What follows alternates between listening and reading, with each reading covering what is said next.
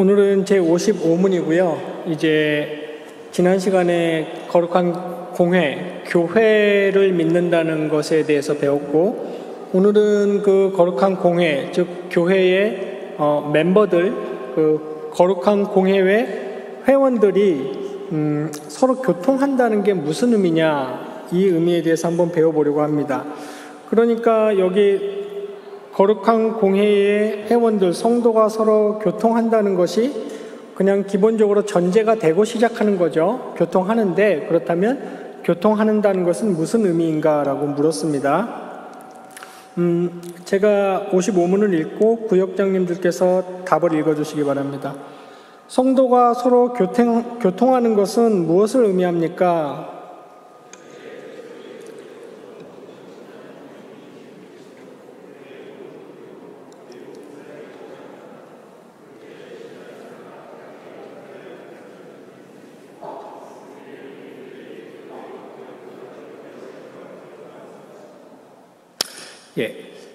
여기 이제 교통이라고 우리말 사도신경에 번역한 이 단어는 여러분이 잘 아는 그 유명한 코이노니아라는 단어이고요.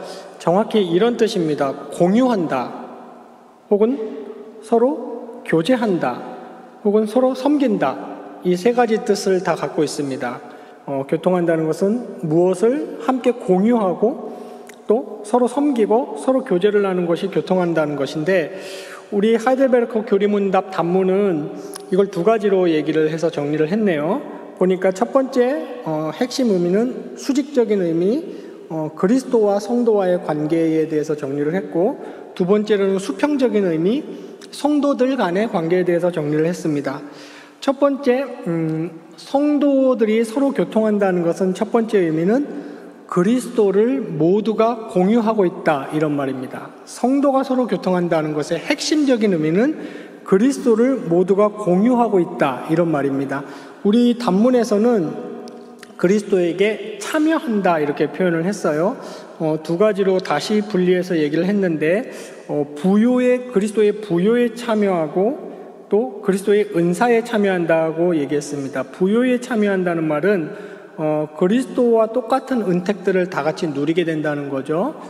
구원을 얻고 하나님의 자녀가 되고 죄사함을 받고 그리스도와 똑같은 은택을, 하늘의 은택들을 누리게 된다는 것이고, 또 그리스도의 은사에 참여했다는 것은 그리스도로부터 은혜를 받았다는 말입니다. 정확히 은사에 참여한다는 것은 은혜를 받았다는 말인데, 여기서 은사는 공통적인 은사가 되겠죠. 모든 성도가 다 받는 은사이면서 또 최고의 은사, 그것은 곧 성령입니다. 그러니까 성령은 모든 성도가, 재능은 다르고 탤런트는 다르지만 성령은 모든 성도가 다 받고, 또 성도가 받은 은사, 각각의 은사가 있는데 이 최고의 은사는 무엇입니까? 그것이 성령이죠.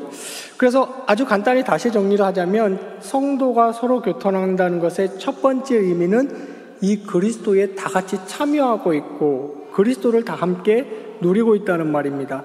지상의 성도들은 얼마나 다양합니까? 직업도 다르고 환경도 다르고 기질도 다르고 관심사도 다 다르죠. 어떤 사람은 여기에 관심 있으면 어떤 사람은 저기에 관심 있고, 그런데 교통이 가능한 것은 이 모두가 그리스도께 참여하고 있다는 이 공유적 사실입니다. 그리고 이 사실 하나만으로 모두가 통하는 것이고, 이것이 성도 교통의 핵심이에요. 그리스도께 참여하고 있다는 것, 그리고 성도의 교통의 결정적인 요소입니다.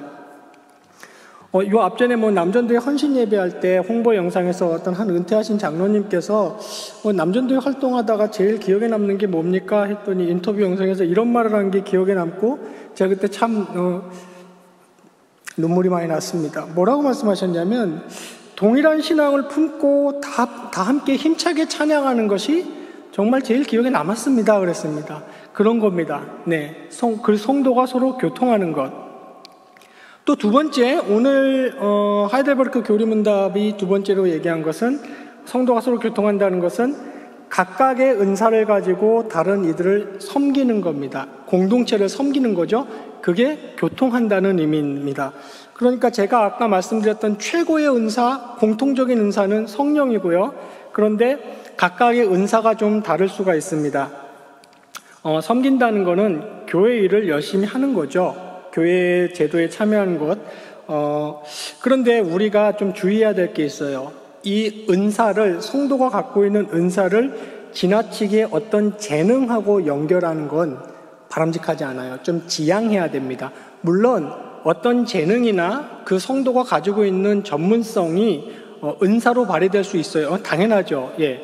그러나 성도가 은사를 발휘한다는 것을 너무 지나치게 이 재능하고 연결하면 안 됩니다. 왜냐하면 성경에서 말하는 은사들을, 특히 신약 성경에서 말하는 은사들을 쭉 보면 초대교회만 있었던 몇몇 초자연적인 은사들을 제외하면 예외 없이 어떤 성격을 가지고 있냐면 헌신과 봉사의 성격을 가지고 있습니다.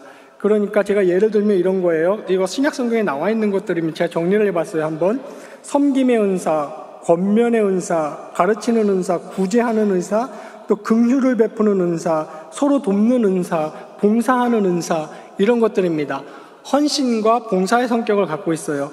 그러니까 어떤 사람이 남다른 특별한 재능이나 탤런트가 없고 두드러지는 것이 없어도 성령의 은혜를 받은 사람이면 누구나 섬기고자 하는 의지, 봉사하고자 하는 의지를 가지고 행하는 모든 것들은 은사가 되는 것이고, 그것은 이 교회에서 공동체를 위해서 행하는 겁니다.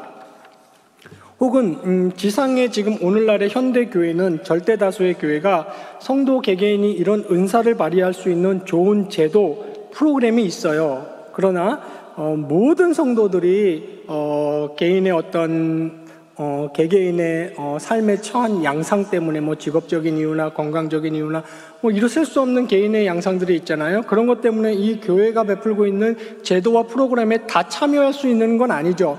그러나 그렇다고 하더라도 그 성도들도 은사를 발휘할 수 있어요. 제가 예를 들자면 기도나 헌금 같은 겁니다.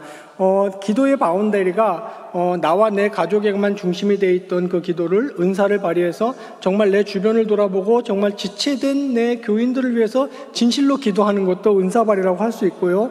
또 헌금입니다. 네, 어떤 루트를 통해서든지 같은 형제된 교인들을 도와줄 수 있죠. 자기가 아무리 가난하고 아무리 쪼들리고 나도 쓸 것이 없지만 그래도 어떻게든 작은 액수라도 어떻게든 나도 힘들지만 다른 교인들을 좀 도와야 되고 도울 수 있다고 저는 생각합니다. 그렇게 또 길을 열어달라고 하나님께 기도하면 하나님이 그 길을 반드시 열어주실 겁니다. 마지막으로는 이런 지금 이 하이델베르크 교리 문답은 정리를 하지 않았지만 이 은사 발휘의 중요한 요소가 있는데요. 바로 사랑과 질서입니다. 은사를 발휘할 때 사랑의 마음으로 해야 됩니다. 사도 바울은 은사 얘기를 하면서 고린도서에서 뭐라고까지 얘기했냐면, 당신이 천사의 말을 해도 사랑이 없으면 그거 꽹가리 소리고, 당신에게 정말 대단한 믿음이 있습니까? 당신 믿음이 산을 옮긴다 해도 사랑 없으면 아무것도 아닙니다라고 단언을 해요. 그래서 사랑이 교회 내에서 은사 발휘하는데 굉장히 중요한 요소라고 할 수 있고, 또 하나가 이것도 고린도서에서 사도 바울이 하는 얘기죠. 질서입니다. 교회의 모든 일, 특히 은사 발휘 같은 것도 그 교회 조직과 체계와 과정을 따라야 돼요. 질서 있게 해야 됩니다. 아무리 좋은 의도를 갖고 있다고 해도 바른 질서를 따르지 않는 것은 좋은 방식을 따르지 않는 것이고, 그건 적합한 은사 발휘가 아니라고 할 수 있겠습니다.